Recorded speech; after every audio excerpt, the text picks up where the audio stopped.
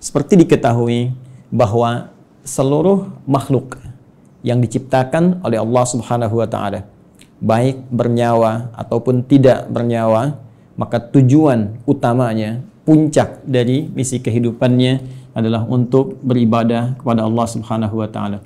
Ini poin utamanya. Saat Allah menciptakan malaikat, ya, malaikat tidak diciptakan kecuali hanya untuk beribadah. Walaupun tugasnya bisa beragam. Ada yang bertasbih saja, bertahmid saja, bertakdis saja, Al-Baqarah ayat ke-30. Ada yang kemudian tugasnya memikul arsy saja, ada yang menurunkan wahyu, ada yang kemudian menurunkan rezeki dengan izin Allah. Tapi seluruh puncak dari tujuan penciptaan itu adalah dalam rangka taat kepada Allah Subhanahu wa taala tanpa maksiat sedikit pun. Quran surah ke-66 ayat yang ke-6. La ya'sunallaha ma amarahum wa yaf'aluna ma yu'marun.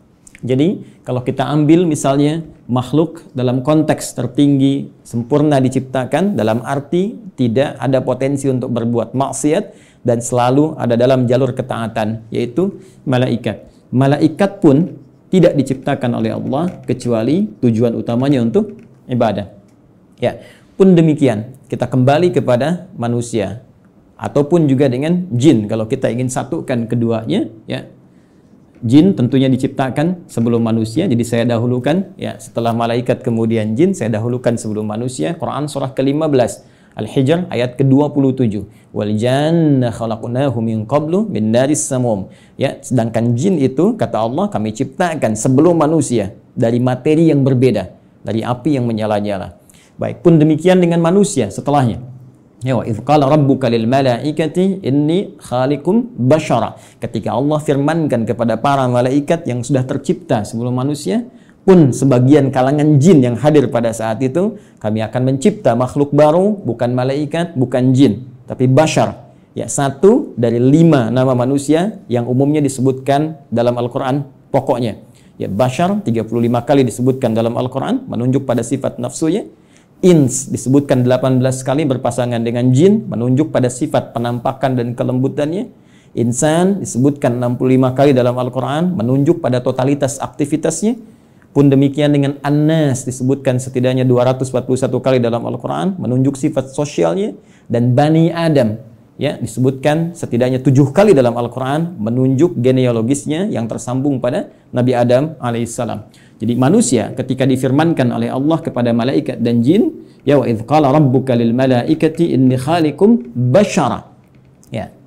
Jin dan manusia ketika diciptakan tidak lepas dari fungsi ini. Ya, ditegaskan di Quran surah ke-51 digabungkan ayat ke-56.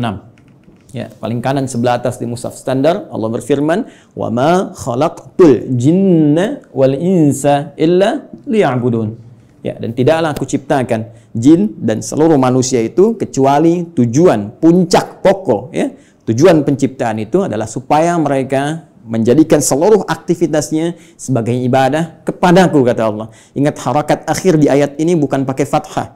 Ya, ya'buduni bukan ya'buduna. Ya, fi'il mudhari'nya di sini berharakat fathah, tapi di sana nanti ada ya yang menunjukkan kepada Allah. Ya, kemudian untuk takhfif dia dihilangkan diganti dengan harakat kasrah.